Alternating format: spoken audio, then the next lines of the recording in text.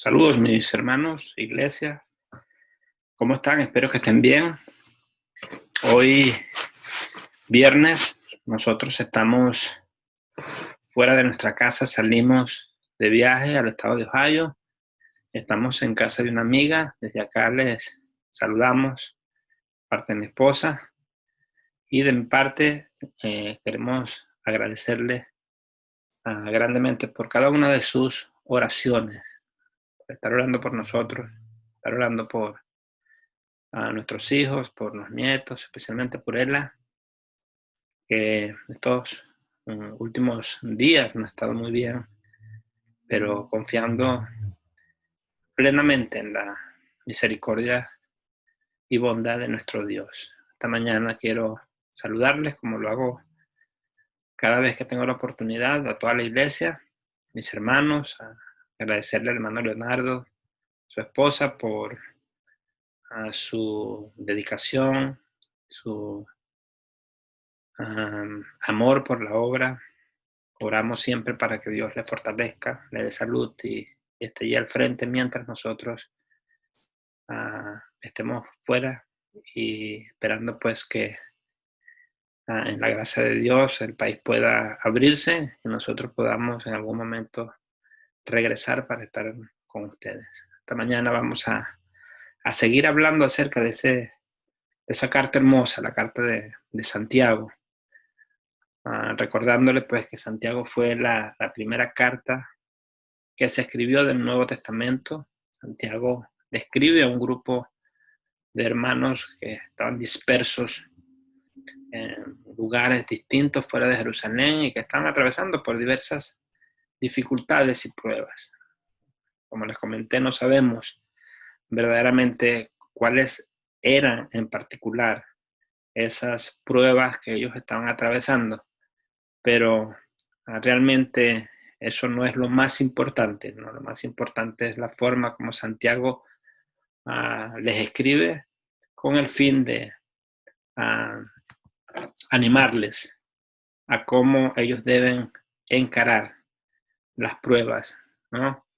Y estuvimos conversando en las primeras dos predicaciones acerca de las pruebas, los versículos desde el 2 hasta el 12 particularmente, donde hablamos acerca de las pruebas, ¿no?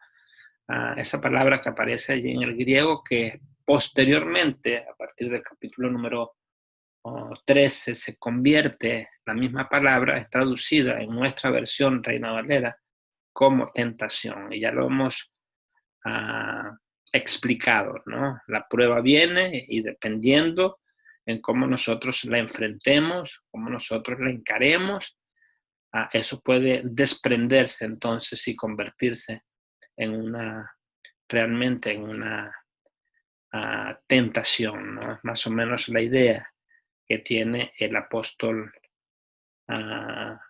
Santiago, perdón, el escritor de la carta, ¿no? Y dijimos en la introducción pasada que todos de alguna forma estamos expuestos tanto a pruebas como a tentaciones, ¿no? Y que es algo que forma parte de la vida.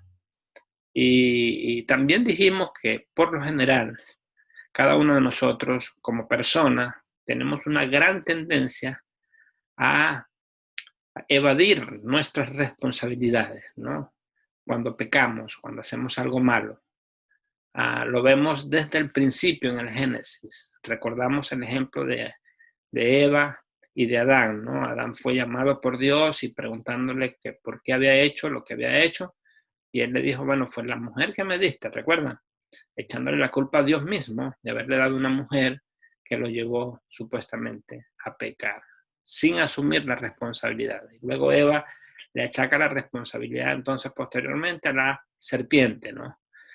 Y nosotros vemos ese patrón que se traslada a cada uno de nosotros muchas veces cuando hacemos algo mal, cuando pecamos, los niños incluso, cuando comienzan a crecer y a entender cuando algo es malo o no es malo y son sorprendidos por uno de los padres que los reprende, tienden a achacarle la culpa a otro, a defenderse, a decir que ellos realmente no lo hicieron, ¿no? Y es algo que va, algo innato de nosotros. Entonces, La semana antes pasada comenzamos esta segunda, vamos a decir, segundo tema, es realmente el cuarto sermón que vamos a tener hoy, pero de una segunda predicación, la prueba de la tentación. Y esta es la segunda parte, ¿no? Vamos a leer en esta mañana los versículos desde el 12 hasta el 18 y luego vamos a recordar un poco los puntos que vimos la semana pasada y abordar los últimos puntos que nos faltan. Dice la palabra de Dios de la siguiente manera: bienaventurado el varón que que soporta la tentación, porque cuando haya resistido la prueba recibirá la corona de vida que Dios ha prometido a los que le aman. Cuando alguno es tentado, no diga que es tentado de parte de Dios, porque Dios no puede ser tentado por el mal, ni Él tienta a nadie, sino que cada uno es tentado cuando de su propia concupiscencia es atraído y seducido. Entonces, la concupiscencia, después que ha concebido, da a luz al pecado, y el pecado, siendo consumado, da a luz la muerte. Amados hermanos míos, no erréis. Toda buena dádiva y todo don perfecto desciende de lo alto, del Padre de las luces, en el cual no hay mudanza ni sombra de variación. Él, de su voluntad, nos hizo nacer por la palabra de verdad para que seamos primicias de sus criaturas. Que el Señor bendiga su palabra. Vamos a orar al Señor y vamos a pedirle que nos dirija en esta mañana y que podamos nosotros entender lo que Dios quiere transmitirnos y ponerlo en práctica en nuestras vidas. Querido Dios, en esta mañana, una vez más agradecemos por un nuevo día que nos das, por una nueva oportunidad que nos permites, oh Dios, a honrarte, haciendo lo correcto, oh Dios, obedeciendo tu palabra. Te pedimos en esta mañana que estas palabras que hemos leído, oh Dios, puedan encontrar lugar en cada uno de nuestros corazones, oh Dios, con el fin de obedecerte, Señor, de obedecerte y hacer las cosas tal y como tú quieres que la hagamos. Gracias por amarnos, gracias por salvar nuestras vidas del pecado, no solamente de la paga, sino también, oh Dios, del poder del pecado. Tú, oh Dios, allí en la cruz, diste tu vida por cada uno de nosotros para que nosotros pudiéramos tener esa libertad maravillosa que caracteriza a los cristianos, Señor. Guíanos durante este tiempo, Señor, te lo pedimos. En Cristo Jesús, con acción de gracias. Amén y amén. Muy bien, allí entonces encontramos en el verso y recordamos pues nuevamente a Eva. Dice allí la palabra de Dios, nosotros vimos un par de puntos la semana pasada, dijimos que cuando leímos el versículo número 13, cuando alguno es tentado, no diga que es tentado de parte de Dios, dijimos, porque Dios no puede ser tentado. Entonces, para apoyar la exhortación de ese versículo número 13, dijimos que Santiago nos daba 5 pruebas de las cuales nosotros ya habíamos hablado de 3 de ellas, vamos a recordarla. 5 pruebas de que Dios realmente no es el responsable por la tentación, ¿verdad? Allí dice entonces nuevamente el versículo 13, cuando alguno es tentado, no diga que es tentado de parte de Dios, porque Dios no puede ser tentado por el mal, ni tienta a nadie.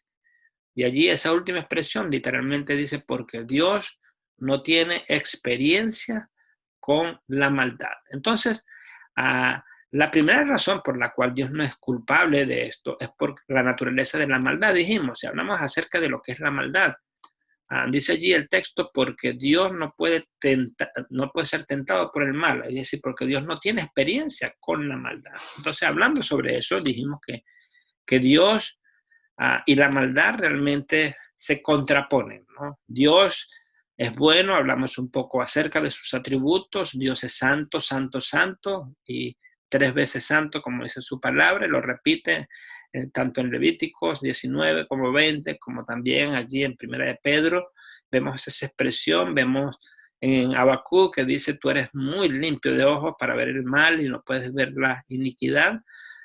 Con lo cual nosotros podemos observar pues que realmente Dios no puede invitarnos a nosotros a hacer el mal, porque realmente Dios es un Dios de bondad, un Dios bueno. Dios puede probar nuestra fe, ¿verdad? Pero cuando hablamos de cosas pecaminosas y malas, cuando entramos en lo que es el tema de la tentación propiamente dicha, que es la conversión, vamos a decirlo así, de las pruebas, cuando nuestra mente va más allá y lo vamos a explicar en algún momento, no podemos culpar a Dios entonces de que Dios nos mete en este tipo de situación. Dimos varios ejemplos, no lo vamos a repetir para que la predicación no se nos alargue en esta mañana. Pero en segundo lugar, hablamos acerca de la naturaleza del hombre, la segunda razón por la cual Dios no es culpable, entonces de las tentaciones, ¿no? De que nosotros pequemos realmente como tal. Entonces hablamos acerca del hombre y es bien importante que nosotros recordemos la naturaleza del hombre, que entendamos que somos como personas. Les leí la semana pasada un texto, uno de mis ensayos últimos que hice sobre los puritanos, y les comentaba cómo estas personas tenían una apreciación de lo que era la naturaleza del hombre y entendían claramente que el hombre había sido afectado en todos sus sentidos, ¿no? En su intelecto, en sus sentimientos, en sus emociones por el pecado, y tenía una orientación hacia el mal. Y es bueno que nosotros entendamos eso, entendamos nuestra naturaleza después de la caída, entendamos que nosotros heredamos el pecado de Adán y que por naturaleza nosotros tenemos una tendencia a hacer el mal. Recuerden lo que dice la Biblia, no es justo ni a uno, no hay quien entienda, no hay quien haga lo bueno, dice la palabra de Dios. Y eso no significa que el hombre no pueda hacer algo bueno como tal, ¿verdad? Pero nada de lo que pueda hacer el hombre puede complacer a Dios para que Dios pues nos acepte allí en su reino, no solamente en la muerte de Cristo y la fe que nosotros pongamos en lo que hizo Cristo en la cruz puede llevarnos, solamente la justicia de Cristo puede llevarnos entonces puede acercarnos a Dios, puede eliminar esa barrera que el pecado ha creado. Nosotros podemos hacer multitudes de obras buenas, pero realmente el mal sigue viviendo y conviviendo con nosotros, aun cuando seamos personas regeneradas. Dentro de las lecturas que estuve esta semana, me llamó la atención lo que uno de los exponentes de uno de los videos que me mandaron a observar dijo acerca del hombre, ¿no? El exponente se llama John Stott, un alemán ya bastante avanzado de edad, estaba hablando acerca de cómo podemos nosotros tener una mente cristiana, y él dentro de su exposición habló acerca también del hombre y se maravillaba en cómo Dios ha hecho el hombre, y decía que el hombre es como una paradoja, y usaba esa palabra, ¿no? El hombre es ha hecho tantas cosas buenas, el hombre ha creado cosas buenas, pero así como ha hecho cosas buenas, como se ríe, como hace bondades, como dice él, como ha construido hospitales para atender a las personas, como ha construido escuelas para educar a las personas, universidades para que las personas entiendan y aprendan cosas buenas. De esa misma manera, así como el hombre ha hecho cosas buenas, el hombre también ha hecho cosas tremendamente malas. El hombre miente, el hombre odia, el hombre ha construido, así como ha construido hospitales, ha construido también eh, lugares de concentración donde las personas han sido asesinadas. El hombre mismo ha construido las bombas que han destruido a países como Hiroshima y Nagasaki en su momento. El hombre ha construido máquinas para torturar a las personas, y de hecho lo hace, de tal manera que nosotros podemos ver pues, la paradoja entre ese hombre, ¿no? Entre ese hombre que en su interior mora el pecado, mora la maldad. Y creo que es una de las grandes virtudes que nosotros como cristianos podemos tener, y es una comprensión clara acerca de lo que entonces es nuestra naturaleza. No podemos achacarle entonces nuestro pecado a Dios porque realmente Dios no tiene la culpa, dijimos. Nuestra naturaleza, dijimos, la naturaleza del mal. Y en tercer lugar, hermanos, hay una tercera razón que vemos acá en el texto, y es la naturaleza de la concupiscencia. La palabra concupiscencia la vimos también la semana pasada, y este punto quizás complementa un poco a lo que vimos en el segundo punto, que es la naturaleza del hombre, ya que la concupiscencia es algo que forma parte del interior de nosotros. Santiago entonces nos lleva a ese tercer punto, y entonces, volviendo al texto allí en el versículo 15 y 16, dice, entonces la concupiscencia, después que ha concebido, da a luz al pecado, y el pecado, siendo consumado, da a luz la muerte. Amados hermanos míos, dice el versículo 16, no erréis. Es decir, no te equivoques. Enlazando un poco lo que Santiago está transmitiendo, ¿no? Tratando de decirle a las personas, no culpen a Dios, no te equivoques en culpar a Dios, más bien entiende cómo como hombre estás formado, entiende que el pecado que mora en ti es el problema radical, ¿no? Y creo que en la conclusión total que vamos a ver acá está implicado el hecho, pues, de que Cristo murió, de que nosotros fuimos crucificados con el Señor y que el Señor entonces murió para librarnos, no solamente de la pena del pecado, como lo mencioné en la oración, sino que también el Señor en su muerte nos libertó del poder del pecado, es decir, en el presente nosotros hemos sido liberados de eso, es decir, nosotros podemos decidir en pecar o no pecar. Entonces sigamos hablando. Pablo nos da una gran ilustración acá en este punto que estamos desarrollando, este tercer punto, esta tercera razón que es la concupiscencia, y él toma la analogía de una madre concibiendo y dando a luz para explicar el proceso por el cual el hombre entonces es llevado cautivo por su propia naturaleza. La concupiscencia entonces concibe, dice allí, y da a luz un hijo, y ese hijo es el pecado. Entonces el pecado siendo consumado, dice allí, produce la muerte. Y nosotros sabemos que teológicamente hablando, la muerte significa separación, ¿verdad? En tres aspectos importantes. Separación en primer lugar, la muerte nos separa de Dios, ¿verdad? Cuando nosotros pecamos, sabemos que el pecado crea una barrera entre nuestra relación con Dios. Y por esa razón, ¿ves? Nosotros somos bendecidos en que la sangre de Cristo nos limpia de todo pecado, como dice 1 Juan 1:9, que si confesamos nuestros pecados, Él es fiel y justo para perdonar nuestros pecados y limpiarnos de toda maldad. Es decir, nosotros podemos acercarnos nuevamente a Dios, ¿verdad? Por la gracia de ser perdonados por la sangre de Cristo.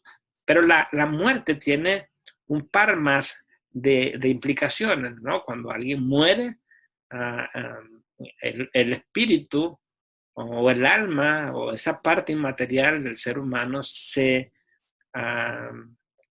divide, vamos a decir, de la parte material que es el cuerpo. Entonces hay una separación entre el cuerpo, o entre lo inmaterial y lo material. Y finalmente, pues la muerte, la última de las muertes es la muerte que experimenta el hombre que muere sin Cristo. Y esto es terrible y debe animarnos a nosotros a seguir predicando el Evangelio. Una persona que muere, como dice la Biblia, está establecida para el hombre que muera una sola vez y después el juicio. Una persona que muere sin Cristo va a ser separado eternamente de la presencia de Cristo. Y eso me entristece y al mismo tiempo me da temor el saber, pues, que una persona al morir sin Cristo ya no va a tener la oportunidad más nunca de poder regresar a estar cerca del Señor, ¿no? Y se nos ha mentido en religiones, se nos ha dicho que el alma de la persona que muere va a un lugar llamado a un lugar por allí eh, que los católicos, por ejemplo, llaman, la palabra no me viene ahorita a la mente, el purgatorio, y que a través de oraciones o a través de dádivas o a través de plegarias que hagamos o, o- o que paguemos penitencias, este tipo de cosas, nosotros podemos librar a estas personas de allí. Pero nada de eso, hermanos oyentes, es bíblico, ¿no? La Biblia dice que está establecido para el hombre que muera una sola vez y luego es el juicio. Es decir, si morimos sin Cristo, entonces vamos o a estar, en este caso, vamos a ir al infierno, lugar que Dios ha preparado para aquellos que no han querido reconocerle como Salvador, pero si tenemos la dicha y la bendición de recibir a Cristo en vida, nosotros vamos directamente a morar con Cristo y esto nos debe motivar a nosotros para seguir predicando. Entonces, el tema que hemos leído es una gran explicación de cómo funciona el tema del pecado.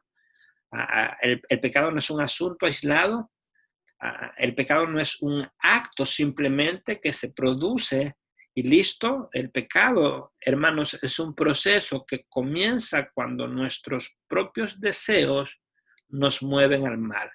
No es Dios, una vez más, como dijimos la vez pasada, no es el mundo, no es ni siquiera el diablo el responsable de nuestros malos actos, ni siquiera son las circunstancias, somos nosotros mismos.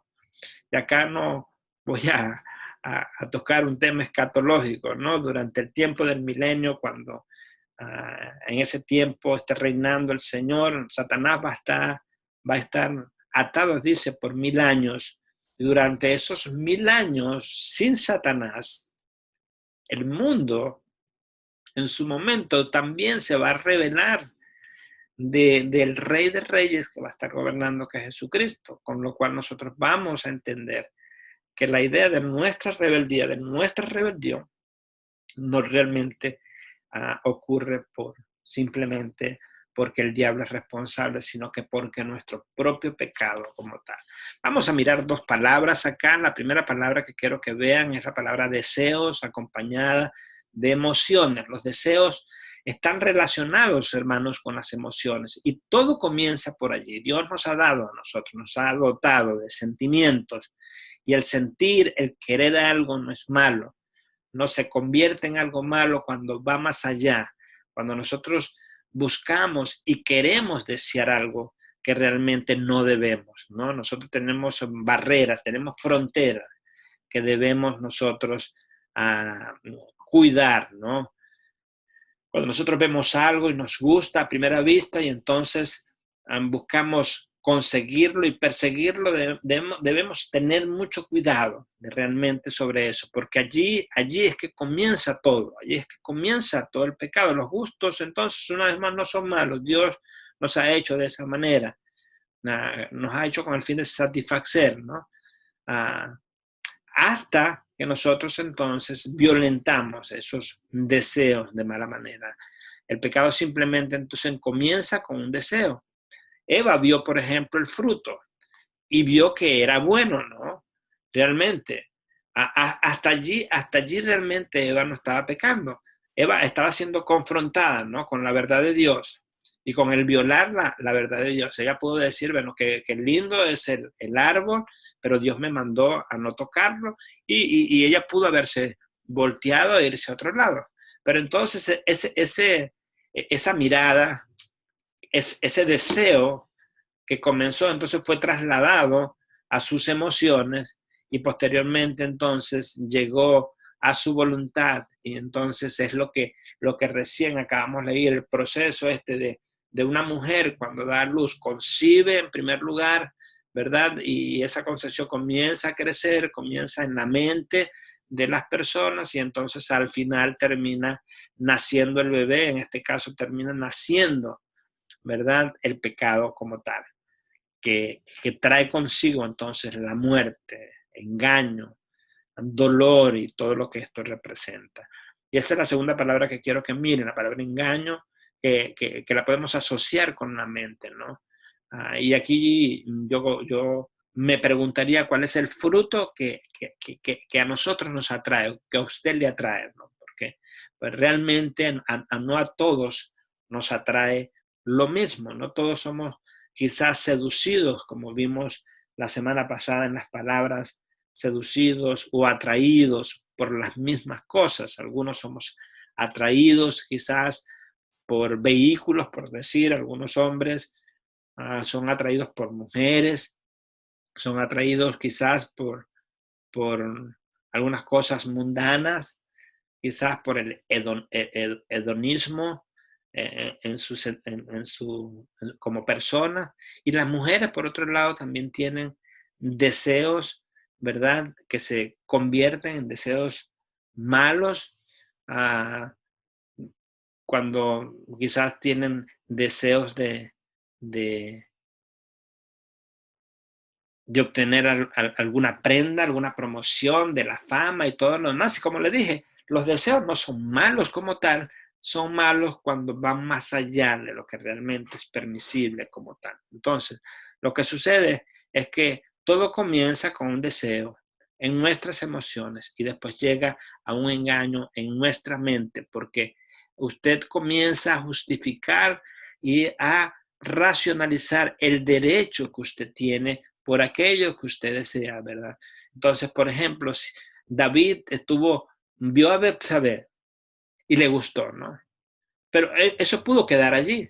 No es malo que quizás a David haya visto a esta mujer y que haya entendido que esa mujer era una mujer hermosa, ¿no? Yo creo que hasta allí no es malo. La maldad comenzó cuando él dejó que ese deseo, ¿verdad?, se convirtiera en un deseo uh, maligno, ¿no? Y comenzó entonces en su mente, el pecado comenzó a, a, a luchar en su mente para obtener a una mujer que realmente no le correspondía. Betsabé era casada. David, aun cuando era rey, tenía muchas mujeres y se empeñó realmente en obtener una mujer que ya tenía a su esposo. Qué tremendo todo lo que ella. Allí nosotros podemos ver el proceso de lo que es el pecado. Nos gusta algo y entonces comenzamos a maquinar para que ese algo entonces pueda satisfacer esos deseos malignos que se convierten en nosotros. Nosotros podemos parar, ¿verdad? Estos deseos cuando nuestras mentes están llenas entonces de las cosas de Dios y por eso es tan importante que nosotros llenemos nuestras mentes de las cosas de Dios. La palabra allí en el Salmo dice, ¿con qué limpiará el joven su camino? Con guardar su palabra. Y allí está la clave, ¿no? Cuando vengan entonces estos pensamientos de deseos a nuestro corazón, pensamientos de deseos sobre cosas que nosotros no tenemos derecho a obtener, entonces nosotros debemos inmediatamente pues darnos la vuelta y clamar a Dios. Nosotros, en contraste con el pecado que cometió David, por ejemplo, podemos ver también el pecado que cometió la prueba sobre la cual estuvo José, un joven realmente con una vida intachable, que fue también seducido por la mujer de Potifar, pero al contrario, este joven corrió, le dio la espalda y sabía que proceder, ¿verdad? Y animar ese sentimiento que quizás estaba tentándolo, moviéndolo para que pecara contra Dios y contra su jefe Potifar, lo hizo correr y apartarse. Entonces salimos, ¿no? ¿Y qué sucede? La concupiscencia entonces concibe. Y esa palabra concebir es la palabra embrazarse, ¿no? La misma palabra que se usa. Ahora el concepto de cómo usted va a alcanzar el pecado comienza a formarse en su mente y esto ocurre, entonces va y se traslada a la voluntad. Usted ha pasado de las emociones a la mente y ahora pasa a la voluntad y está activa y usted está jugando con su mente, lo que su mente ya ha concluido, su voluntad entonces lo está maquinando. Entonces la concupiscencia, después que ha concebido, entonces el pecado comienza a formarse. Ahora permítame comentarle algo muy práctico. ¿En qué punto en nuestras vidas entonces enfrentamos el pecado? Aquí afuera, al nivel de la conducta, cuando ejecutamos, realmente ya después de todas las maquinaciones que hayamos hecho, ¿verdad que no? Allí atrás, al nivel de qué? Del deseo. Es la persona que puede controlar sus respuestas emocionales la que va a enfrentar eficazmente el pecado, ¿no? O la persona que sí siente esas respuestas emocionales, tiene una mente que está santificada y es cuando pasa de las emociones a la mente detenida en ese punto. Si llega a la voluntad y algo es concebido, entonces nacerá. Si usted permite entonces que las emociones sean expuestas al anzuelo, si usted permite que las emociones sean expuestas a la trampa, como aparece aquí en la palabra de Dios, va a enfrentar entonces problemas importantes. Y como usted sabe, todo en nuestra sociedad mala va a enfocarse en nuestras emociones. Todas las cosas dramáticas, todas las películas, la televisión y los libros y la música y la ropa inclusive y todas las imágenes y sonidos que atraen nuestra atención, todo esto está diseñado en primer lugar a cautivar nuestras emociones. Todo eso es una fachada que busca atraernos. Todo comienza por las emociones y luego va a nuestro intelecto y entonces baja a la voluntad y hace que nazca el pecado. Y así funciona, hermano. Si su mente no está cautivada a la obediencia de Cristo, su mente no está llena de cosas buenas. Entonces, lo más seguro es que usted, ¿verdad? Deje que la concupiscencia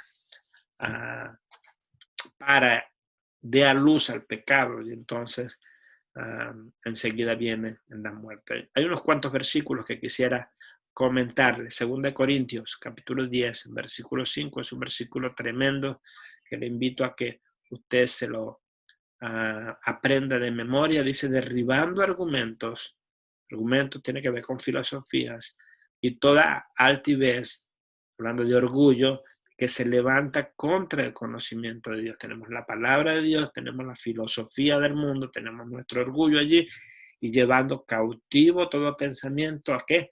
Dice, a la obediencia de Dios. Nuestra mente, hermano, debe estar cautivo o cautiva a la obediencia de Cristo. Qué maravilloso. Romanos 12:2 dice, no os conforméis a este siglo, no nos amoldemos a este siglo, sino transformaos por medio de la renovación de vuestro entendimiento. Y está la mente nuevamente para que comprobéis allí cuál sea la buena voluntad de Dios, agradable y perfecta. Efesios capítulo 4, versículo 22 nos dice, en cuanto a la pasada manera de vivir, despojaos del viejo hombre que está viciado conforme a los deseos engañosos. Y entonces aquí aparece nuevamente la mente, y renovaos en el espíritu de ¿qué? De vuestra mente, y vestidos del nuevo hombre, creado según Dios en la justicia y santidad de la verdad. Siempre insistimos tremendamente, hermanos, en la necesidad que tenemos de tener tiempo con Dios cada día, de llenar nuestras mentes con las cosas buenas, de llenar nuestras mentes con la palabra de Dios, de meditar en ella, porque la palabra de Dios, hermanos, es la que nos va a santificar. Eso dijo Jesús, santificaos en su palabra es verdad. Entonces, la idea de que usted está trayendo alguna conducta que satisface su vida es una mentira. Lo único que usted trae es pecado, y lo único que el pecado trae es la muerte. Y entonces, dice el versículo, dejen de ser engañados, amados hermanos. No erréis, dice allí. No erréis. De nuevo, es la palabra que obtenemos de planeta, engañados, como si algo se está desviando. Debemos saber entonces dónde está el problema. Él está diciendo, no sean engañados, no se dejen engañar, dejen de culpar a Dios y empiecen a culparse ustedes mismos o nosotros mismos. Y comencemos a ver hacia adentro y no vivamos entonces de manera ciega la vida simplemente aceptando lo que es y después culpando a Dios o culpando a otros, culpando las circunstancias. Los jóvenes, por ejemplo, son muy dados a echarle la culpa a los padres, a quien los crió, o a aquel o a otro, a las circunstancias. No, debemos, hermanos, tener una correcta teología. Debemos entender entonces una vez más quiénes somos nosotros y entender entonces que pecamos, hermanos, porque realmente somos pecadores. En cuarto lugar, entonces, encontramos a la naturaleza de Dios, que ya hablamos un poco acerca de la naturaleza de la maldad, donde hablamos y donde hicimos mención acerca de los atributos de Dios, pero no está de más porque en el pasaje dice, toda buena dádiva y todo don perfecto desciende de lo alto, del Padre de las luces, en el cual no hay mudanza ni sombra de variación. Disculpen ese sonido, estoy metido en una oficina prestada y está sonando el fax, pero sigamos adelante. Dice, toda buena dádiva. Es un versículo que conocemos, ¿no? Conocemos mucho. Es un versículo que lo citamos mucho, pero si vemos el versículo y entendemos el versículo a la luz del contexto de lo que estamos nosotros analizando y predicando, nos vamos a dar cuenta que el versículo está unido al hecho de que Dios entonces no nos culpa, de que Dios entonces no es el culpable de las tentaciones ni de nuestros pecados, porque en realidad Dios es bueno, hermano, y todas las cosas que vienen de Él y que provienen de Él son cosas maravillosas y son cosas buenas. Debemos tener una visión verdaderamente clara y completa de lo que es Dios. Debemos estudiar acerca de los atributos de Dios. Debemos saber, hermanos, quién es Dios para que nosotros podamos estar claros y no asumir verdades que realmente no son, ¿verdad? Nadie puede culpar a Dios por el pecado porque toda buena dádiva, toda, dice allí, y todo don perfecto desciende de lo alto, del Padre de las luces. Esa expresión maravillosa, el Padre de las luces, fue una expresión judía que tomaban para referirse al creador de todas las cosas, en este caso a Jehová, Dios, el creador, el que hizo el mundo, el que hizo las luminarias, el que hizo el sol, la luna, las estrellas, en el cual dice, al final no hay sombra, no hay mudanza ni sombra de variación, apelando entonces a este atributo de que Dios realmente no cambia. La palabra de Dios dice que Dios es el mismo, hermanos, ayer, hoy y por los siglos. Es sorprendente cuando Jesús dijera allí en el libro de Mateo, pedid y se os dará, buscad y hallaréis. Oh, qué maravilloso, ¿no? Si nosotros entendemos que si buscamos algo y si realmente buscamos algo que es bueno, el Señor nos lo va a conceder, ¿no? Allí en Mateo también encontramos que dice, pues, si vosotros siendo malos, hablando del hombre, sabéis dar buenas dádivas a vuestros hijos, si ustedes padres que están caídos saben cómo ser buenos con sus hijos que aman, ¿cuánto más nuestro Padre Celestial que está en los cielos?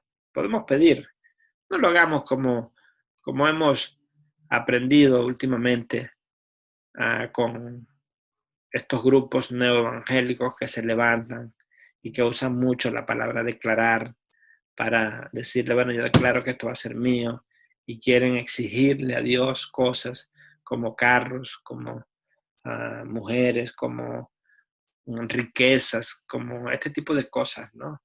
Más adelante vamos a ver que Santiago dice, pedid y no recibid porque pedid mal, ¿no? Porque pides para tus propios, para esos beneficios malvados que hay dentro de ti, dice Santiago, más adelante lo vamos a ver. Pero si pedimos, hermanos, si pedimos realmente cosas buenas, pero si estamos dentro de la voluntad de Dios y pedimos cosas buenas, no podemos dudar de que Dios nos va a conceder lo que nosotros estamos pidiendo. Hay un salmo que dice, deleítate a sí mismo en Jehová y Él concederá las peticiones de tu corazón. Encomienda a Jehová tu camino y Él enderezará tus veredas. Pero la primera parte es bien importante, ¿no? Que nos dice que nos deleitemos en el Señor y que Él considera las peticiones de nuestro corazón. Cuando nosotros profundizamos, por ejemplo, en este hermoso salmo, nosotros vamos a terminar concluyendo que, hermanos, cuando nosotros estamos inmersos en las cosas de Dios, en la santificación, estamos, hermanos, cuando estamos sintiendo los sentimientos de Dios, cuando nosotros estamos amando lo que Dios ama, cuando estamos queriendo lo que Dios ama, cuando hemos crecido en las cosas de Dios, nuestras peticiones no van a ser otras que las peticiones que Dios desea. Si usted analiza la vida de grandes hombres, como por ejemplo la vida del apóstol Pablo, yo creo que dentro de los registros de sus 13 cartas que escribió, hay una sola vez cuando el apóstol Pablo pide por él, y fue cuando le pidió al Señor que le quitara el aguijón que lo estaba quejando, ¿recuerda? ¿Y qué le dijo el Señor? Bástate mi gracia. Y de allí nosotros vamos a darnos cuenta que el apóstol Pablo no volvió a pedir más para que Dios entonces le quitara ese aguijón. Yo creo que el apóstol Pablo murió con este mal que no sabemos cuál era. Algunos piensan que era un fuerte dolor de cabeza, otros piensan que era un problema en la vista causado a raíz de la luz que recibió camino a Damasco cuando fue convertido, se le apareció el Señor Jesucristo cuestionándolo por qué lo estaba persiguiendo, pero no sabemos exactamente, hay especulaciones acerca de eso. Pero lo importante de todo, acá en el punto que quiero traer, es que el apóstol Pablo, hermanos, en sus cartas, cuando oraba por el deseo de Dios. Oraba para que Dios le abriera puertas para predicar el evangelio. Oraba para que Dios le diera de nuevo en cómo hablar. Oraba para que Dios le quitara el temor, para que le abriera senderos, para que él pudiera ir a predicar el evangelio. Esas eran las peticiones de Dios. Y por eso el Señor dice, pedid y se os dará. Cuando nosotros pedimos las cosas que Dios quiere, hermanos, en el nombre del Señor, el Señor las va a conceder. Entonces, pensemos en Dios, ¿no? Quizás usted allí, mientras me escucha, estará preguntando, pastor, ¿pudiera yo pedir un hijo? Es algo realmente genuino que yo tenga un deseo de pedir un hijo y pedirlo, claro, por supuesto, ¿no? Vemos el relato de Ana, por ejemplo, que estaba angustiada, Ana estaba llorando, ah, ah, pasó una vida pues tremenda porque para aquel entonces tener un hijo era algo tan importante, pero dice la Biblia pues que el Señor maravilloso, tardo para airarse, grande en misericordia, escuchó sus plegarias. Y una vez que Ana decidió dejar de llorar y de quejarse en sus sentimientos y le entregó sus deseos al Señor y se quedó tranquila, entonces vemos que el Señor le respondió con un hijo, le dio a Samuel, y entonces Samuel fue entregado al Señor para que le sirviera, y luego el Señor le dio otros cuantos hijos a Ana. Qué maravilloso, ¿no? Hay, por supuesto, deseos que nosotros podemos tener, deseos genuinos como humanos que tenemos, deseos buenos y que el Señor nos los puede conceder. Pero no caigamos, ¿verdad?, en esta filosofía de la tercera ola, de este nuevo evangelio que está surgiendo, donde se nos dice que pidámosle al Señor riqueza, que le pidamos carros, que le pidamos todo eso, porque Dios, si lo pedimos con fe, nos los va a dar. No hagan eso, queridos hermanos, porque eso va en contra de lo que es la voluntad de Dios. Vamos a caer en lo que dice Santiago, pedimos y no recibimos porque pedimos entonces mal. Entonces terminamos acá, hermanos. Hay un quinto punto que lo vamos a desarrollar porque lo vamos a tratar como un tema aparte. Hemos visto la naturaleza de la maldad, es decir, que Dios no es culpable por el pecado que nosotros realicemos. En primer lugar, por la naturaleza de la maldad.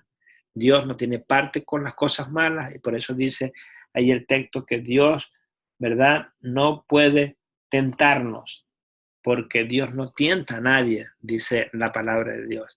En segundo lugar, por nuestra naturaleza, es decir, el hombre es pecaminoso, por la naturaleza de la concupiscencia, que son esos deseos que se convierten en deseos corruptos y malvados y que nos llevan entonces en el proceso de de que el pecado nazca y produzca entonces la muerte. En cuarto lugar, la naturaleza de Dios. Y finalmente, hermanos, la naturaleza de la regeneración. La naturaleza de la regeneración. Dice el versículo 17, y esto lo vamos a dejar para la próxima predicación.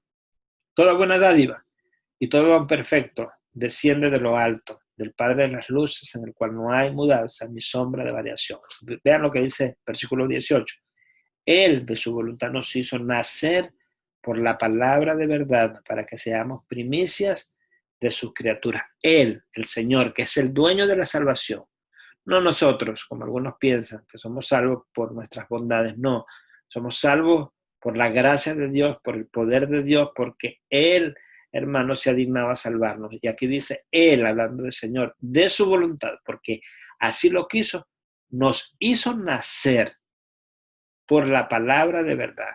Y si el Señor nos ha hecho nacer para ser semejantes a Él,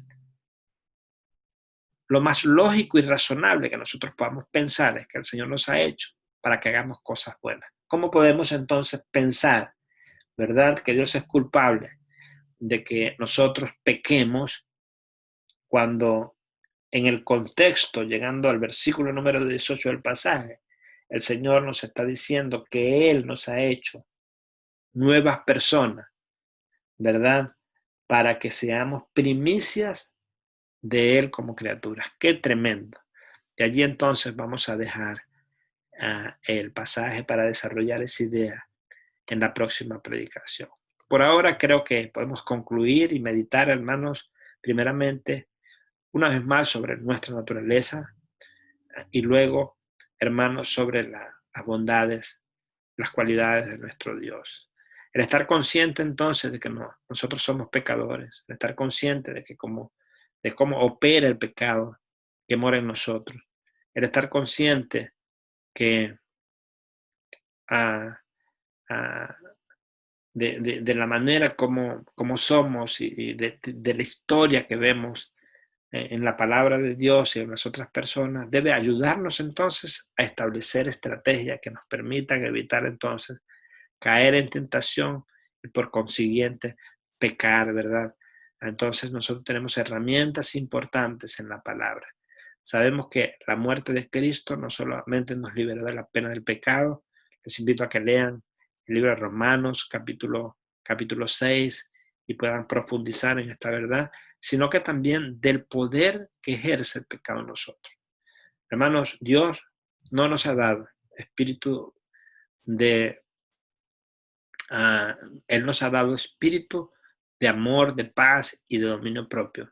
Dios nos ha, como cristianos, Él nos ha dotado, hermanos, de dominio propio para que nosotros podamos vencer el pecado, porque el Señor lo venció en la cruz del Calvario. Voy a dejar esta predicación con un clásico versículo que todos hemos escuchado, que está en Gálatas capítulo 2, versículo 20. Con Cristo, dice, estoy juntamente crucificado. Y ya no vivo yo, mas vive Cristo en mí. Y lo que ahora vivo en la carne, lo vivo en la fe del Hijo de Dios, el cual me amó y se entregó a sí mismo por mí. Ya no vivo yo, dijo Pablo, sino que Cristo vive en mí. Y si Cristo vive en mí, entonces lo que va a producir la vivencia de Cristo en mí realmente es una vida realmente, la vida de un cristiano genuina. Y una vez más, esto es lo que está tratando de transmitir Santiago en su carta, ¿no? El que entienda que si somos verdaderamente cristianos, nosotros debemos mostrar esa genuinidad, debemos mostrar que somos verdaderamente cristianos, probándolo por nuestros actos, por nuestra forma de vida. Es incoherente que nosotros digamos ser cristianos y que vivamos practicando el pecado. Es incoherente, dice Santiago, que nosotros, ¿verdad?, nos estemos llamando como muchas personas en nuestras iglesias, queriéndonos hacer llamar cristianos y vivamos vidas en pecado. Que, como vamos a ver más adelante, que hablemos como la gente del mundo, que nos comportemos como la gente del mundo, que no seamos amorosos y piadosos como no son la gente del mundo.